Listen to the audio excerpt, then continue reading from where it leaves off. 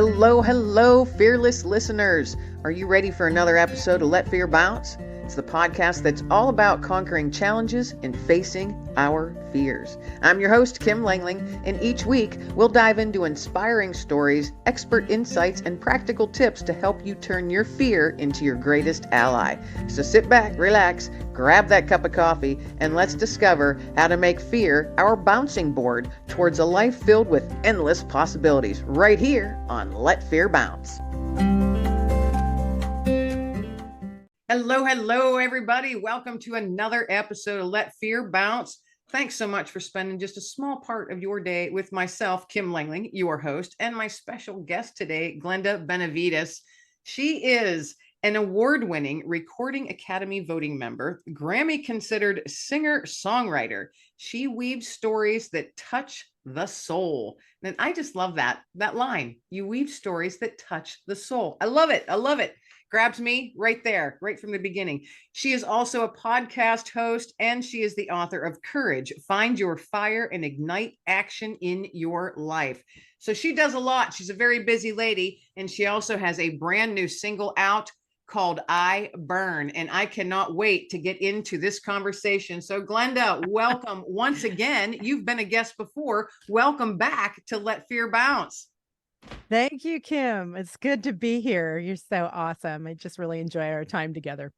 And I enjoy having you. I enjoy having you as a guest. So thank you for coming You're on welcome. again. You're welcome.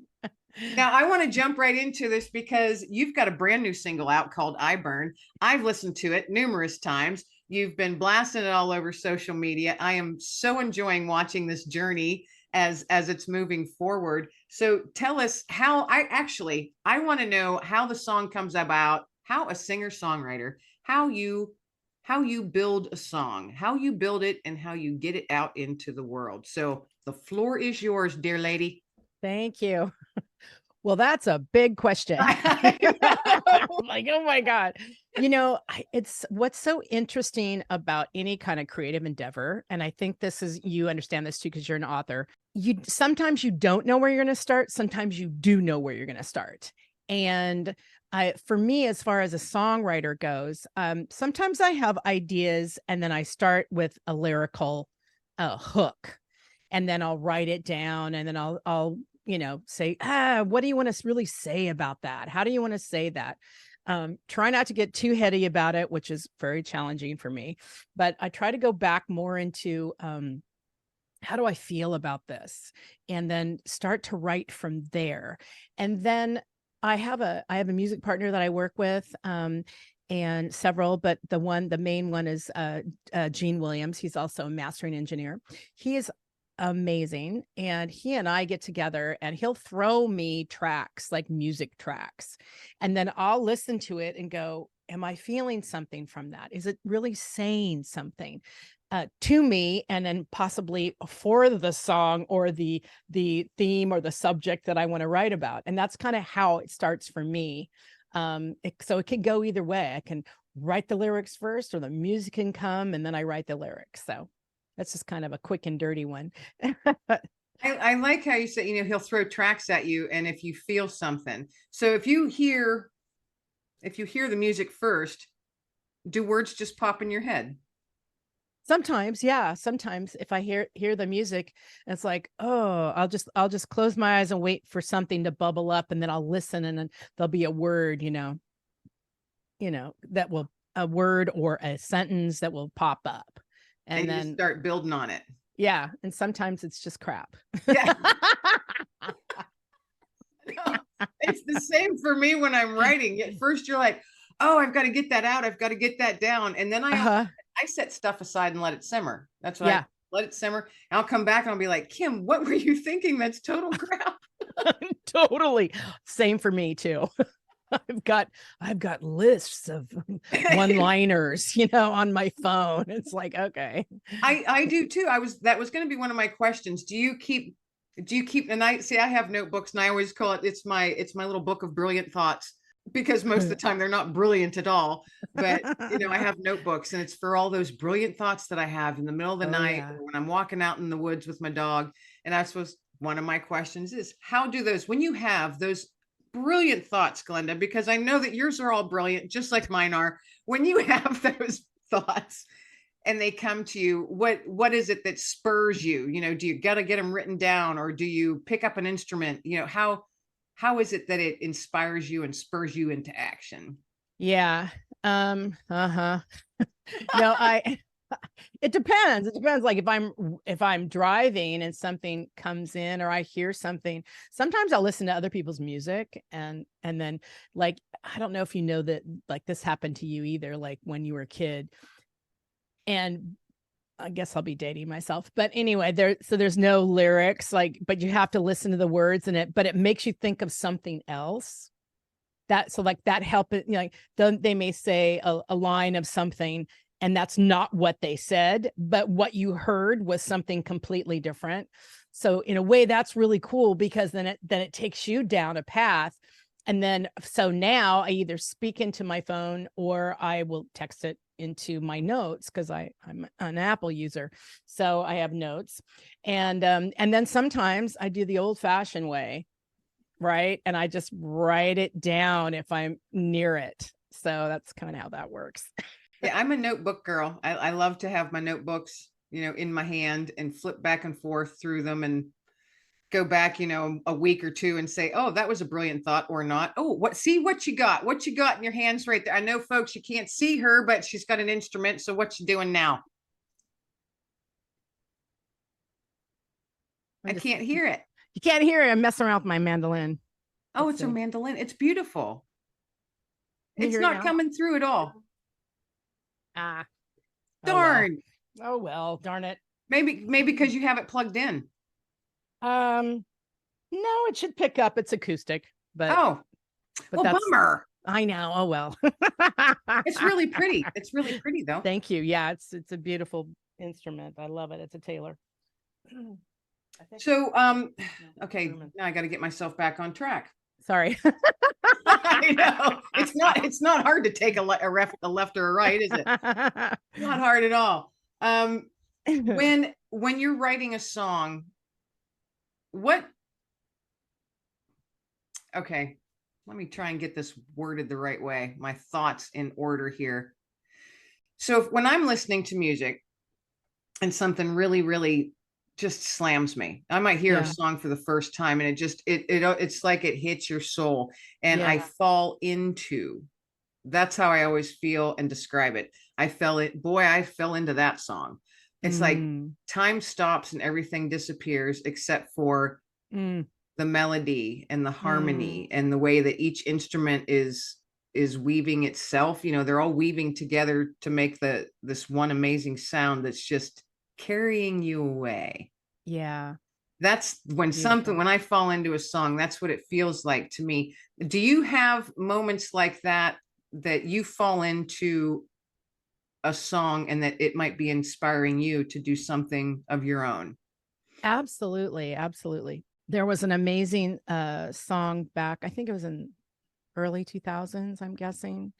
It was the Backstreet Boys, and it was Show Me the Meaning of Being Lonely. Oh my God, that song just spoke to my soul, emotions. I'm sitting there in the car crying, you know, and I had the distinct pleasure, which I thought was really fortuitous.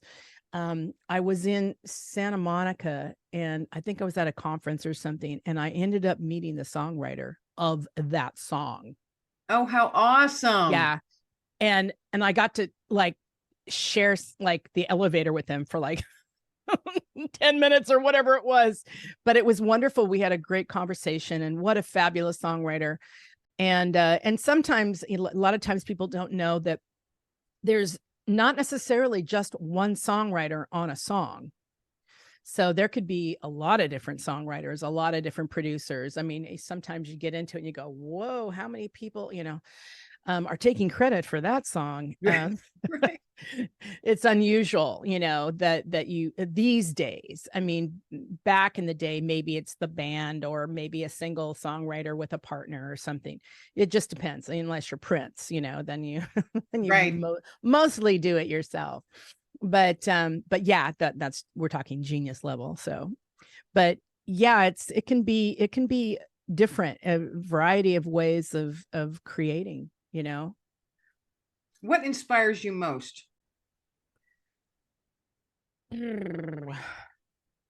Different songs, different. Well, I love traveling. So I think traveling and connecting with people and different environments, I think is really powerful and really healthy. You know, if I know people that have never left their city or their town, that's okay. I'm just saying, if you can go outside of what you feel is safe, you can, and open your mind, open your heart to different scenarios or situations or food or people. You don't have to be like them, or they don't have to be your best friend, or you have to fall in love with them. But what's fabulous about that is that you get to have a different experience of culture, and that adds to your consciousness, and it adds to your, wow, somebody else is doing something different. You know, I may Right. not like that, but wow, I didn't know that was possible. So and as far as a songwriter goes, an artist, you want to do that. You know, if any creative endeavor, you should definitely do that, because otherwise your world gets really small really quick. I think creatives, I think they're born curious and wanting to experience something different. You know, Yeah. I'm from a small town, grew up in a Yeah. small rural town, but always in the back of my head thought, you know, I know there's so many other places out there it'd be really cool to see, Yeah. you know, and it took a while. I think it was till in my 30s, but Yeah. then I was able to travel. I was, you know, fortunate enough to be able to travel to Europe numerous times and experience different countries, different cultures. And sometimes, you know, they're, you know, how Americans are liked or not. Right. And, you know, just how to realize that I'm the visitor here. Yeah. My opinion Yeah. and how I do things has nothing to do with this country. I'm the visitor. Yes. I need to conform just a little bit in a Yeah. respectful manner. Doesn't mean I have to agree or like how Right. everything is done or said or cooked or whatever. Exactly. I'm the visitor. Just experience it. Yeah. Be thankful for it and then go home. Yeah. You know? Exactly. And I think that's, you know, why you're such a bright light, you know, for people. And I think this is why the podcast is amazing, is that you can reflect on that and share that. And I think that, you know, once you've experienced something different, and if you've allowed it in, you can at least minimum have compassion, you know, and a little bit of understanding for maybe their journey, not just your journey, your opinion, your life, you know.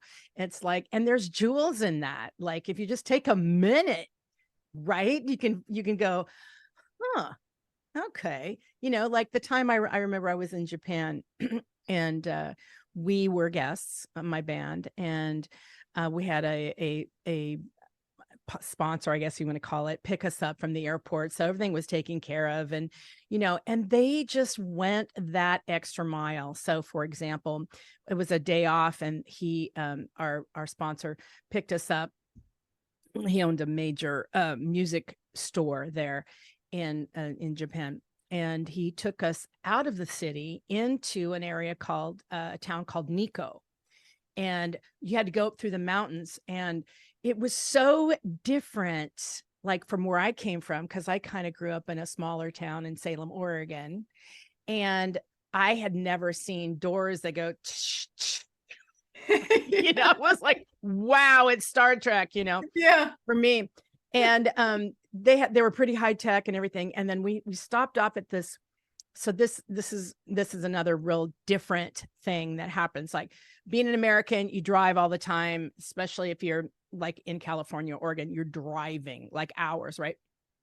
You're not necessarily taking transit. Well, he picked us up, and it was okay. Ready for this? It was like maybe a 3.5, 4 hour drive, maybe. But we stopped in the middle of the trip at a hotel so we could get a hotel room, which they had already set up, where there was refreshments and a meal.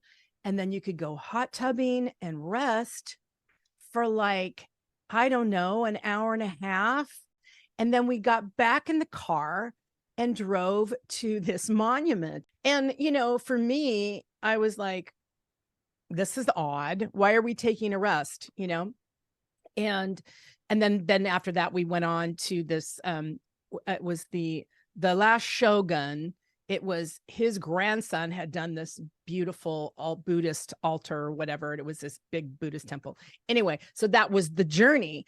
And we were like, wow, this is really odd. And then when they like, so the women stayed in the hotel itself, and then, which was me and one other gal, and that was it. And then the band, and then our host took them to go hot tub. And so here in the US, you hot tub together, probably, you know, like that's not an issue, right?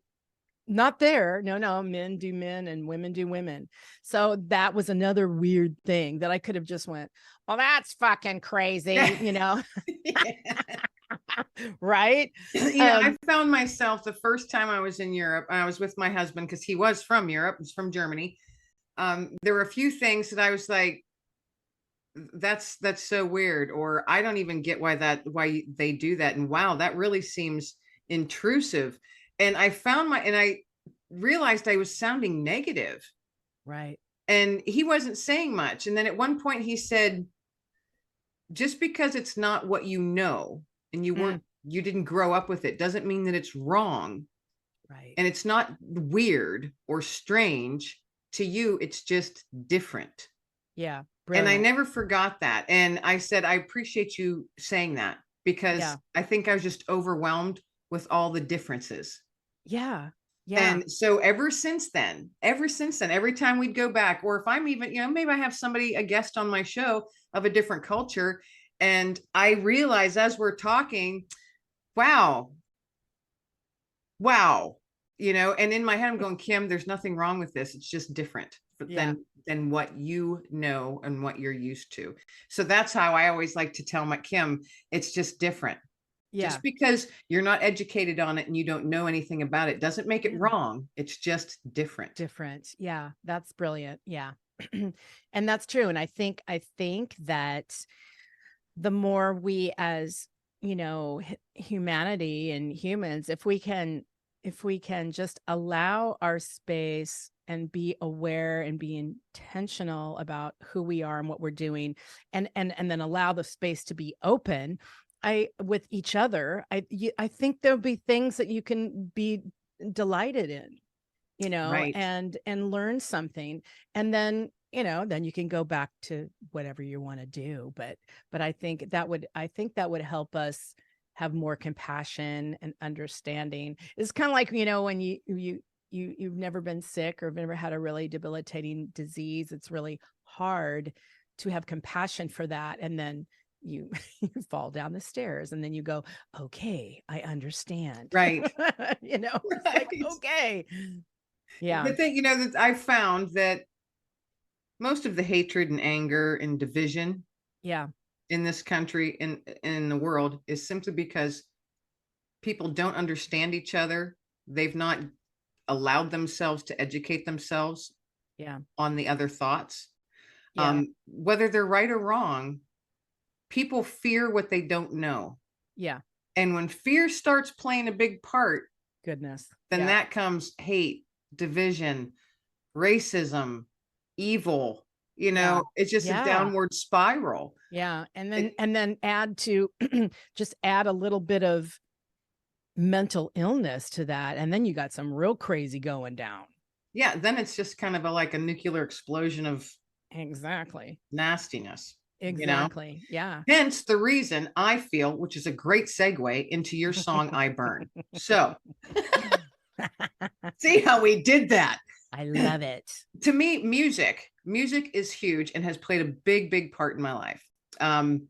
Whether I'm singing it, my brother is a musician and has albums and things like that from back in the 80s. So I grew up listening to him Like I said earlier, I fall into songs. I feel them. I don't just hear them. I feel them. So it plays a big part in my life, whether it's good times, bad times, or those in between times. There's always a song that I can attribute, or I have a playlist. I've got a playlist in my head that matches all those times in my life. And I'm assuming it's the same for you. But you as a singer-songwriter and you're getting music out into the world, to me, that's just, I'm in awe of that, because I'm the listener out here, you know, just with my hands in the air going, oh my gosh, what an awesome song. Right. So when you get that out there and you've got this song, I Burn, where did that song come from? What part in you did I Burn come from? Well, it's kind of interesting because it actually connects to our first question. And my music partner wrote this song. Actually, I have a couple of lines in there, but that I added, but he actually wrote the lyrics and the music and on this one. And he never told me what it was about until, and I'm not kidding, like we started working on this song probably 4 or 5 years ago. Wow. Yeah. And it just set for a while. We had kind of put it out, but we thought, no, we need to redo this. And that's how we started. And then, so this is what I thought, and then I'll tell you what it was about. So my mind drifts back to a simple time. I touched your skin and felt your fire inside. So for me, that was this love and passion and for this person, and that you just can't live without them. And that's how I sing it. That's how I hear it. That's my intention. Okay. Then one day, probably about, I don't know, 3 months ago, I think Gene was sharing it, or he shared with me about it or something. And it was a story that he's from Missouri. So it was a story that had been circling around the community about this guy that was in love with this woman, and she was cheating on him. And he found out, and he followed her to the house that they were having an affair in and burned it to the ground. And you just found this out? I just found this out, and he burned it to the ground, and he watched. And I was like, what? No way. Wow. Yeah. That's what it was. That was the original impetus for the song, why he wrote the song. Wow. And then you come out and you're singing it about a love story and all the good feels. That's right. And that's what's so interesting about music. And it's almost, even as the artist, it's not yours anymore. You know, it's the listener, it's the interpreter of the song. Because I didn't know that that's how he originally wrote the song, from this story that had been circling in the Midwest, you know, and until he told me, and I was like, oh my goodness, like that's not how I sing it. That's not what my intention is. And everybody loves the song. So, anyway, I was playing around because we haven't done the music video for it yet, but I was actually playing around of singing it in a certain, you know, in that positive way, but then actually seeing scenes from the house burning down. Right. Yeah. Yeah. That would be a little mind trip with you, wouldn't it? You know, since you sang it, you've known it for years, and literally just 3 months ago or so, you found out, you know, what actually spurred the writing of the song. Right. Wow. I know. And if you know Gene, you know why. It'd be like, okay. Well, you know, and it's so there's probably tons of songs out there like that. Yeah. Because I think a lot of people don't realize the people that are singing the songs didn't necessarily write them. That is very true. And especially these days. Right. You know? Exactly. Yeah. I think most, and I'm going to say old school folks, they probably write a lot or the majority of their own. And I'm aging myself there. Yeah. Yeah, you know? Totally.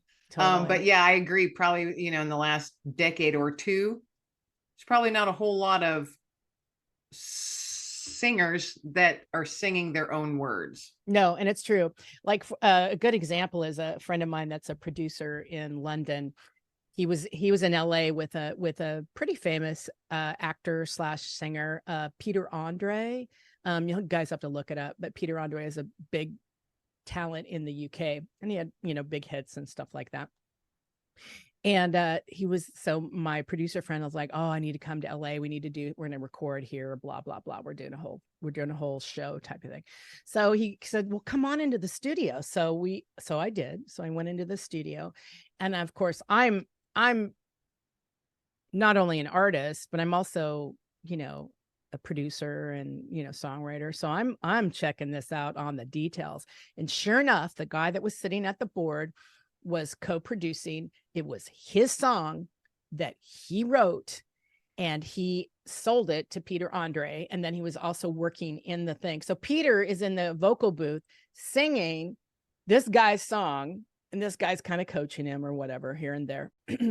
And did a nice job, of course. He's, but he's got the name, right? He's the Peter Andre, and of course, being a songwriter and that type of thing, you want to, in your beautiful dreams, you want to have like a famous artist or a film or a TV show take on your song, right? So he's sitting there, and I'm sitting there next to him going, wow. And then they took a break, and I heard his version of this song, and Kim, I was like, oh no, this guy is the singer. Like, this guy is the songwriter. And it's really sad because he's not famous.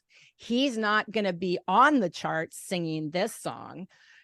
Peter is, right? Yeah. So so you got the upsides to things, but also the downside is that he's a talent. Like that. Oh my God. If you heard this guy's voice, you're like, oh my God, he should be singing this song, not Peter. I think probably a lot of the songwriters are incredibly talented vocally. I'm positive of it. Oh yeah. Not necessarily always, but yeah. Not always, but I bet you there's quite a few of them out there. And but they're always behind the scenes. They're the ones who write the songs, or they've become known as the songwriter. Yes.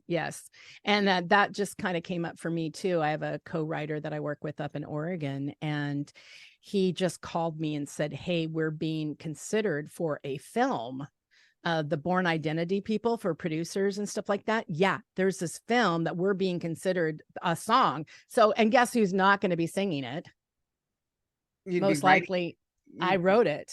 Right. So, yeah. But it would be someone that has like a big name. Oh yeah, probably like maybe Beyonce or whatever. I'm like, okay, or her. I think her would be better to sing it, but wow, but still, what a really cool opportunity, right? So part of me is like, yay, but they were definitely sold on the emotion and my voice that I brought to the song, not only the lyrics, but yeah. So we'll see how that pans. How cool that even came about. I know. That's really exciting stuff. Yeah, it really is. I'm like jumping up and down in my chair right now, and thank you. And I don't even really know anything about it. I'm just like, holy crap, that sounds extremely exciting. Yeah, I'm totally pumped about it. I'm like, if there's spirit, please, God, please make it happen. Because what a cool door to creak open a little bit, and you're peeking in, going, yeah, I think I'm going to open this door wider. Yeah. How cool. How cool. Yeah. So, okay. I love the backstory on I Burn, because now when I listen to it, I'm going to be hearing it in a whole different way now. Right. So everybody, you're going to have to get on, all you out there listening, you're going to have to listen to I Burn. Hey, let folks know right now, where they can listen to it currently. Yeah. If you put my name in any kind of browser, Glenda, Glenda, last name Benevides, spelled Benevides, and it's an I Burn, you'll find me. It'll be everywhere. Like, it'll be on iTunes, it'll be on Spotify, it'll be on any other platform. It's all out there, just because I have distribution with all the platforms. So you'll be able to hear it however you want to hear it, because a lot of times people go, well, how can I find it? And I go, well, what do you listen on? Right. You know, what do you download? So, you know, of course, if you're listening on Spotify, it always helps my numbers, especially now that we're in Grammy season's coming up in about 10 days. So 10 days. Yeah, well, the 11th, so less than 10 days. But so right now, as recording, we are in the beginning of October. So yes. Grammys is mid-October, then you're saying? Voting starts, and voting starts. Oh, okay. Voting starts in mid-October. Voting, yeah. So this song, I Burn, yes, is out there to be nominated. How does that work? The Grammys. Yeah. How does that work when voting starts? But how do you even get your song in there to be voted on? Exactly. Well, you have to be a Recording Academy member. And in order to be a member, and you want to be a voting member, you need to be an artist, musician, songwriter, whatever you need. And you need to be working, and relevant. And you need to have all your stuff out there, all your platforms, everything you can think of. And then you have to have 2 recommendations. So, and they have to be from artists. It can't be your best friend writing in and saying, you're fabulous. Right. It has to be from working musicians, artists, singers, songwriters. And they have to prove that they are, because they check. And then if you are recommended twice, they send you an email saying, you've been recommended for the Recording Academy. And then you go, yay. And then they go, well, tell us about yourself. And then once you do that, you send them a long fill out form thing that they send you a link to. And then once you fill that out, then they decide if they want you in the Academy, that you are valid enough to be valued enough to be in the Academy. It's not an easy feat. I was going to say, so that's no small thing to be no small an Academy. What is that called again? Recording Academy voting member. And so that gives you the power to be able to vote for Grammys. That is correct. Oh my goodness. Yes. How exciting. So you are one of those. One of many decision makers. Yes. You're a voter. How awesome. So how do you get your own song in there then? So then what happens is that then I have eligibility to do that. And then once it comes time, there's a certain amount of time. They say, okay, you can put your stuff up. And that was like a month ago. So the song goes up. It's got to be out on a platform like Spotify, iTunes, all those things. It has to be out, like it has to be distributed so people can listen to it. And that's why when I ask people, how can I vote for you? I'm like, well, you can vote for me by listening, liking, buying. That's how you support an artist, because what it says to the Academy, if they're submitting themselves, because you don't have to submit yourself. I mean, I submitted myself, and then what it says is like, oh, there's a lot of people that like this, and then what happens is that helps, because that just shows that you're monetarily viable on some level. And then really what happens is that, so it goes to all the Academy members. I think there's 40,000 of us now, 40,000 professional Recording Academy voting members. Okay. So, and it's a variety of people. There's engineers, there's songwriters, there's a variety, right? And then it goes into a pile, basically, whatever your pile is. My pile is I wouldn't say has to, is roots, the roots category. So roots, Americana roots is what it's called. So it's a hard one. There's R&B, there's roots, there's jazz, there's a variety. So Americana, I'm not in those categories, but I am in roots, a category. And then my fellow members, whoever votes inside of roots, not everybody. So maybe there's only 5,000 people that vote roots, because they have to understand roots. They have to understand blues, Americana. Okay. Otherwise they say, do not vote in that category. So I wouldn't vote in classical music. So you don't vote just because you really, really like the song. No, you have to know more about that genre. Absolutely. You get to pick 3 genres. Oh, okay. See, this is fascinating stuff. I didn't know any of this. I know. Nobody does. It's a secret. It's a secret Not society. Anymore. It's a secret society. I know I blab about it all the time. It's very interesting though. I had literally had no idea. I always wonder, I'm like, who is it who votes for these people on the Grammys? Yeah. Yeah, right. That. And how the heck did they get their songs in there? Yeah. The musical peers. And awesome. You don't have to be a Grammy. This is key. You don't have to be a Grammy member to have your song promoted or selected.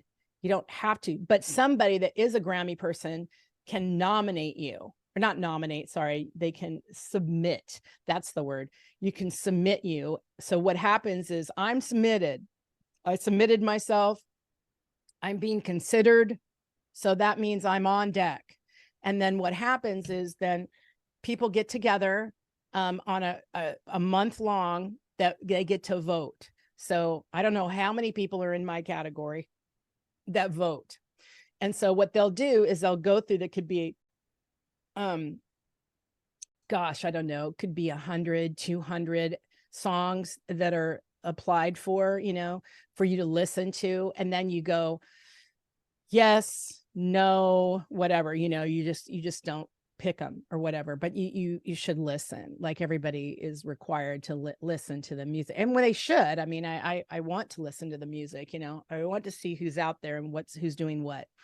And then you vote, and then there's that first round, and then the second round, there's a second round of voting, and then there's the nominees.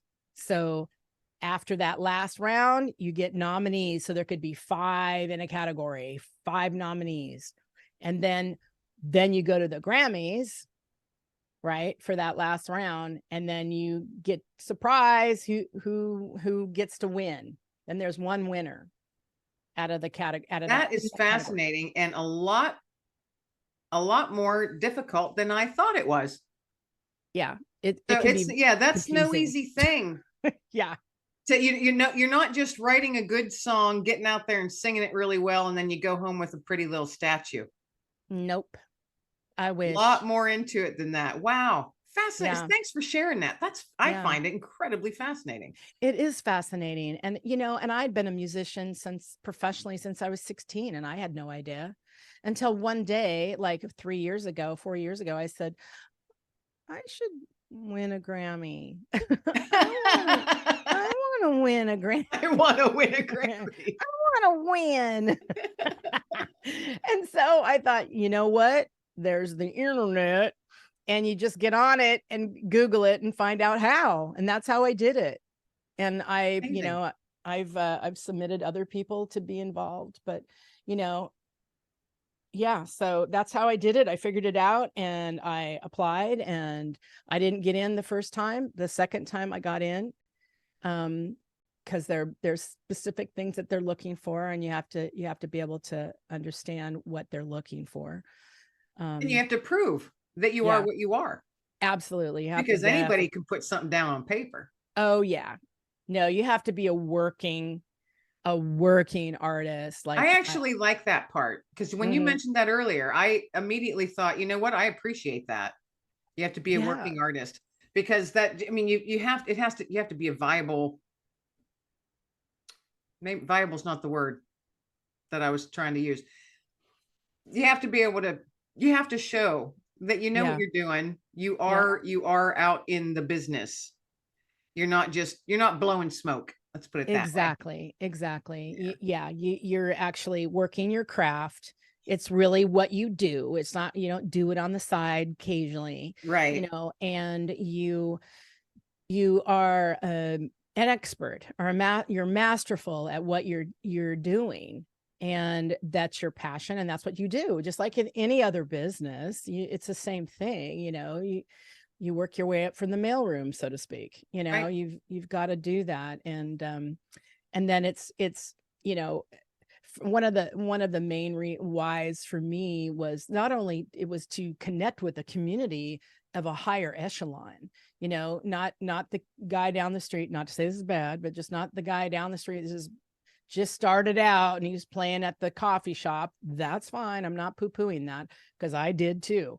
But I wanted to commune with artistry that it was really serious and that really wanted to express and know their craft and be able to share their craft and share with me, you know, as a constantly evolving artist. So, When you know, you had reached a specific level. You'd reached a certain level. You're like, okay, time to step up. Yeah, absolutely. And that's pretty much what I said. Plus I thought, well, this might look good on my CV. Maybe somebody will open the door for me. Well, exactly. Yeah. Exactly.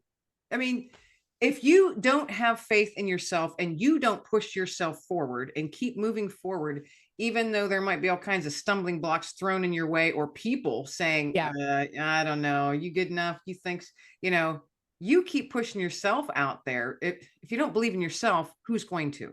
Exactly. You know? Yep. So awesome. Incredibly interesting stuff. Good luck with that. I mean, that's so exciting. So good luck with that. I wish you nothing but the best. Oh, year 3 for me. Okay. Gonna keep going. That's right, man. That's keep pushing forward. Keep pushing. Everything is going to happen the way it's meant to. Yeah. It's pretty neat to you're voting, you're going down and you see, oh, Bonnie Raitt, da, da, da, da. Oh, you know, Beyonce. Oh, you know, and you're like, oh my God, you know, like, well, yeah, you're in with those people and you're all doing the same thing. It's great. And I'm like, yeah, I could vote for her or not. Yeah, or not. I love that because that's so honest. I love it. It's like, no, you have too many Grammys. You need to share with other people. Right. That's right. You have too many. Oh. I know that it doesn't work like that because it's more a business, right? Because you're talking about the music of business and it's big money, big dollars, you know. Yes, it is. And, you know, and I think, you know, unfortunately, at least this is just my opinion from a listener, Yeah. Part. Yeah. It seems like so much of the time, true talent is bypassed. Yeah. Because of dollar signs. Yep. And you sit there and you talk about your neighbor that's playing down the coffee shop. Oh, yeah. Who is phenomenal. A brilliant musician. Right. Totally. Brilliant. Yes. And he's sitting in a coffee shop. Yeah. Probably playing for tips that they toss in a hat or in his guitar case. Totally. You know, and he's brilliant. It makes me, I don't know if you've seen it. He was all over the internet, but that young man from the hills of Tennessee went absolutely viral. Wow. Literally pretty much overnight, like within 12 hours, he was just literally he calls himself a hillbilly. He was just him and his guitar and his 2 dogs out in his yard singing a song. And his song is, he's got a very strong faith. And his song is talking about faith and how he doesn't have faith in the rich men in North Richmond, Virginia.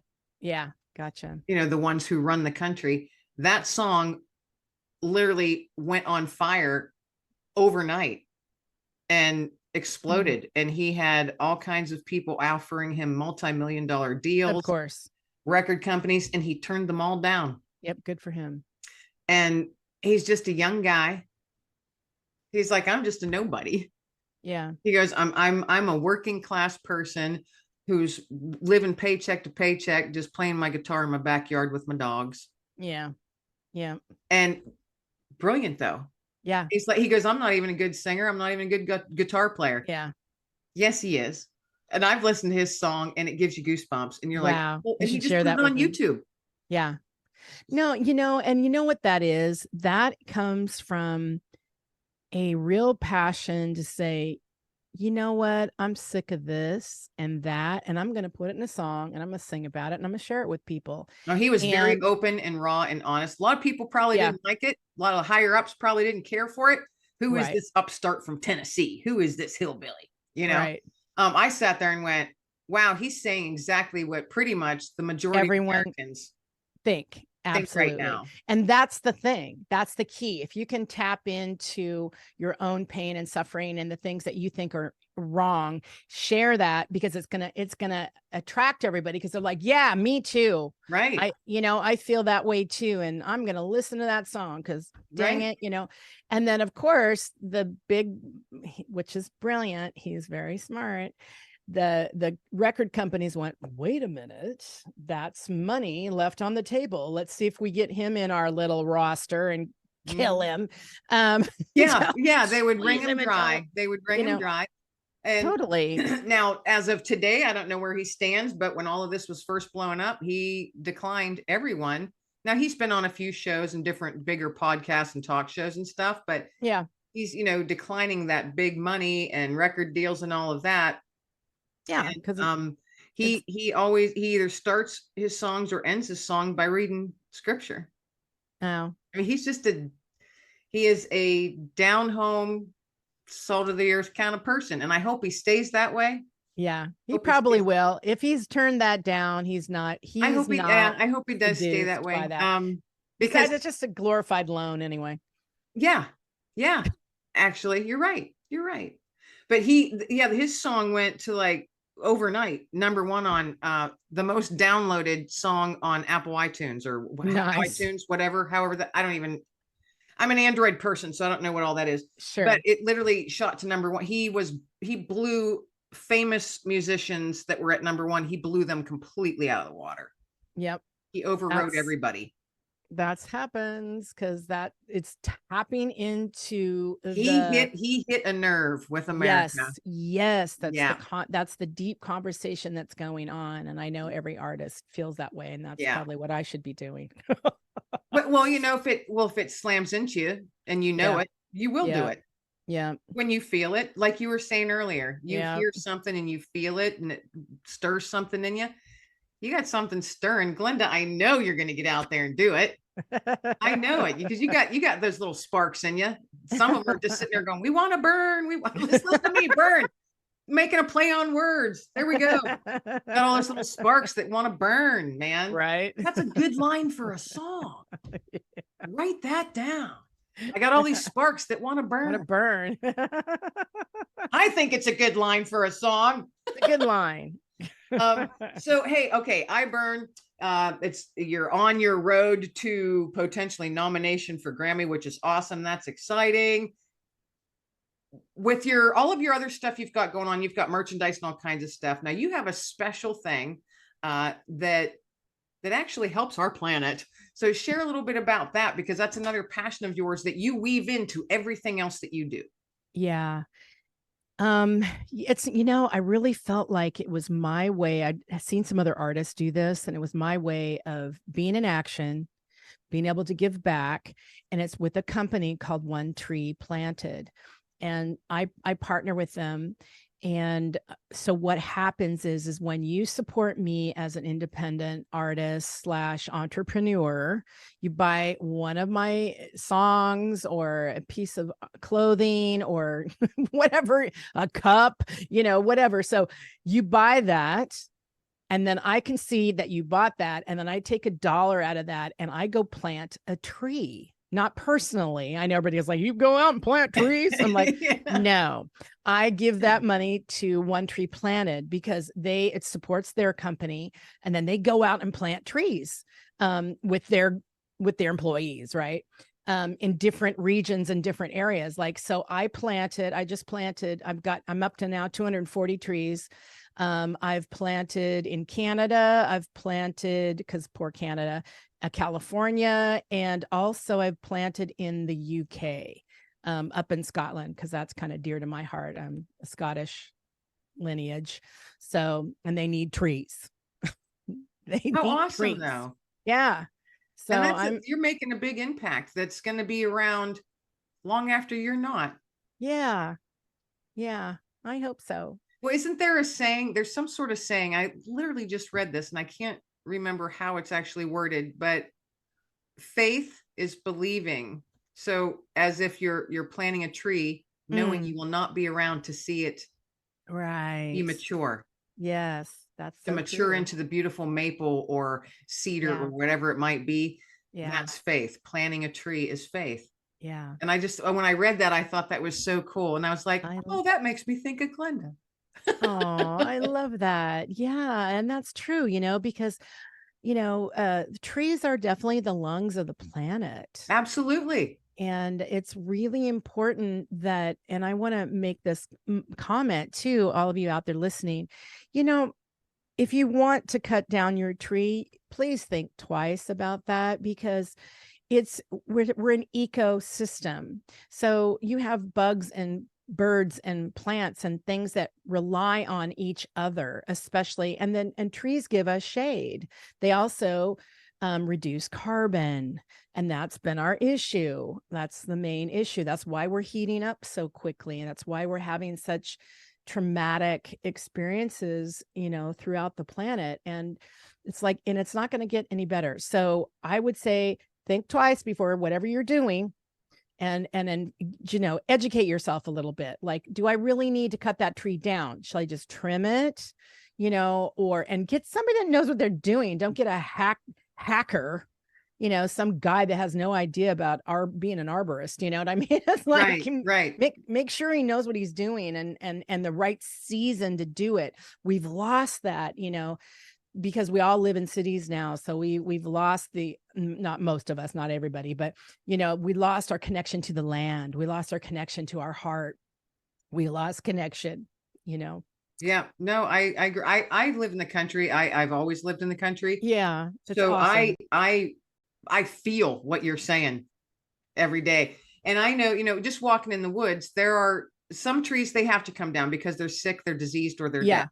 Yeah. A lot of them come down and they in turn go back into the earth, and they're feeding so many other things. Yes. Because they're able to disintegrate and do whatever it is they do, and it goes back into the earth. And all those roots that are underground from the current trees, they're all talking to each other. Exactly. They're all there's a whole conversation going on underground underneath your feet, folks. And that's right. Not just me being eccentric. That's actually very true. It's very true. Very, very true. Yeah. There's a whole network. So, educate yourself. I like how you said that. Educate yourself. Don't just go out there and be a hacker. Yeah, exactly. You're not in the city. Stop it. But and that's the thing about, and then I notice I live here in the city, right? And not that I want to, but I do for now. And, I see people like just mindless, Kim, just doing shit, excuse my language, mindlessly. It's like, do you know why you're doing that? Oh, I just want it out of my yard. Or I just, I'm like, do you realize that that's someone's home? It's also helping you keep your house cool. Right. Just trim it back. You'll be fine. Relax. Right. And it's, it's the host to other critters. Yeah, exactly. Well, and sometimes I think what happens is that the news shows the crazy, like that big tree fell on someone's house. So they're like, oh my God. It's like, are you in the land of tornadoes? Because you're not. Right. So calm down. Trees were here long before your house. My God. Calm down. Look at your tree. Find out, how can you trim it back? Does it really need to be taken out? That kind of thing. And if you do take it out, replant. Right.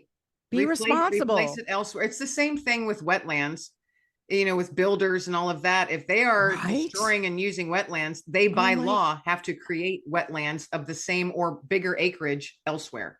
Wow. That's at least in Pennsylvania. That's okay. Well, good. Not here. Oh, okay. Because matter of fact, you brought up wetlands. There was, I just saw this up near in the mountains where we have, what's it called? Lake Tahoe. They did a whole wetland thing. Like they built on these wetlands, and they are now suffering for this, the people that live there. And here's another thing too. It's like, and listen up, people. Remember where you're buying, because figure it out. Make sure you do the research, because here's the thing. If something goes bad, guess what? You don't get to sell it. Right. Who wants to live there? And I feel sorry for people that spend millions of dollars, maybe like in the wetlands up at Tahoe. It's like, oh yeah, well, there's so much fungus happening. And then, the habitat is, are you going to try to sell your house? Good luck on that. Right. You shouldn't have destroyed the environment to begin with. That's right. And just, it's that mind. I am all for saving nature. Literally, Yeah. we don't need more cities and more cement and more No. roads. We don't. Nor carbon. No, because here's the thing. It's only, again, educate yourself, be mindful, because here's the thing. Whatever you're killing, you're next. Oh, there you go. You might be a little bit down on the food chain, but you're next. Yeah, boom. Right. If we destroy the oceans, they say we only have, because the oceans provide not only food and nutrition, but it also provides oxygen. Right. So inside of that, we're next. Like that, I don't remember. I'm sorry, I'm not going to give you the right facts, but it was something to the effect of, if we kill the oceans, we only have like a week left. I know it's very stark. Yes. Yeah, it's like pretty like hardcore, like. And it might not happen in our lifetime, but you got your kids or your grandkids. That's right. That's right. You know, and that's what you want to, that's the legacy you want to leave. Right. And who cares about, I'm not like a crazy tree hugger, you know, and screaming and chaining myself to different things, but I feel very strongly for nature. Yeah. I feel very strongly for, and I feel very fortunate and blessed to live where I do, because I get to experience it every day. Every day. Yeah. And I take care. Yeah. Of my own little slice of the world, my little realm. I take care of it. And that's awesome. And that's, if everybody did that, that was my pick up the can theory. If everybody picked up one can, the garbage get picked up. Yeah, on the beach, exactly. You know, kind of thing. Just take care of your own slice of America. Yeah. And what a difference it would make. Mm-hmm. Just think about it. Think about your neighborhood. Right. Just take care of your own spot. Don't worry about what everybody else is doing. It's none of your business. That's right. Take care of your own little spot. That's right. And Golly, you know, we could solve all the world's problems in an hour. Brilliant minds. I know. By golly. All right. Well, this has been awesome. We're going to get ready to wrap up. This has been such a fun conversation. Yeah, I've learned a lot. I hope everybody out there listening has learned a couple things. I hope you caught a few nuggets that were tossed out there. But speaking of nuggets, I always ask my guests to please toss a nugget of hope out to the listeners, something that they can just tuck away and carry them with them for the rest of the day. So what would your nugget of hope be for the listeners? I would say, if you care enough about yourself and you're curious enough about yourself to love yourself unconditionally and work towards that, you will care more about others. Agree. And that makes a difference. Yes. Mic really drop. Does. I know nobody can see me, but I just like physically did the whole mic drop thing. I saw it. Yeah, you saw it. And that's all that matters. Well, you know, I appreciate the time that you took and your heart that you continue to do this, because I know this work doing podcasts is not for the faint of heart. And you know, there's a lot of stuff that goes and gets involved in this, and a lot of money that goes out. So thank you. And I want to acknowledge you for being a badass goddess, a powerful woman, and someone that really cares deeply. And I really appreciate you. And I hope more listeners get that and support you. Well, thank you. Thank you so much. Yeah. Thank you. Yeah. Oh, look at you bringing me tears to my eyes. That's okay. I'm almost tear it myself.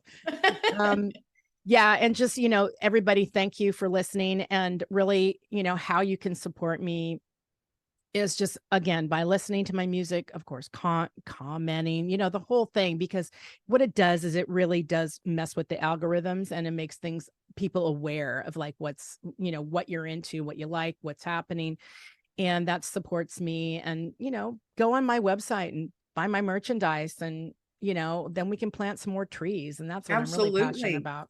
It's a win-win. You're getting good music. You're going to be able to hear some good music and plant a tree to help save that little piece of the planet. Yes. It doesn't get any better than that, by golly. That's right. Why wouldn't you want to do it? That's right. Okay. Thank you once again, Glenda, for being my guest. This has been just truly awesome. And I definitely want to have you on again next year sometime. Okay, good. Because I want to know what happens with iBurn. Right.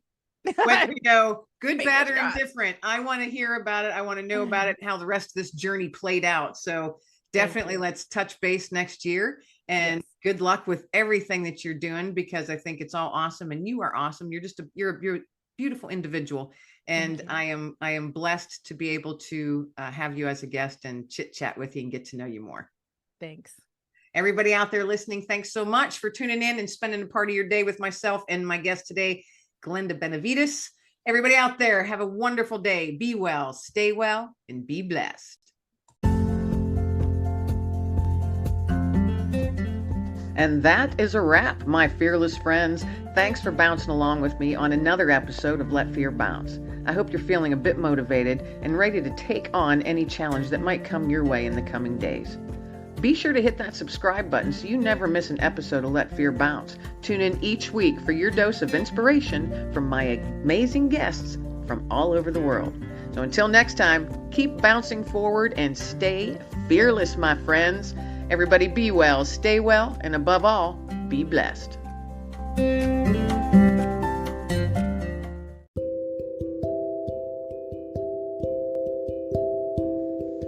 Have you asked yourself who's going to take care of your pet should something happen to you? Well, I've got an answer for you. The Do-It-Yourself Pet Estate Will Kit that gives you peace of mind that your family pet will be cared for when you are no longer physically able to care for them, with easy step-by-step instructions that guide you through the task of completing forms necessary to add your furry loved one to your existing will. Visit KimLanglingAuthor.com to find out more.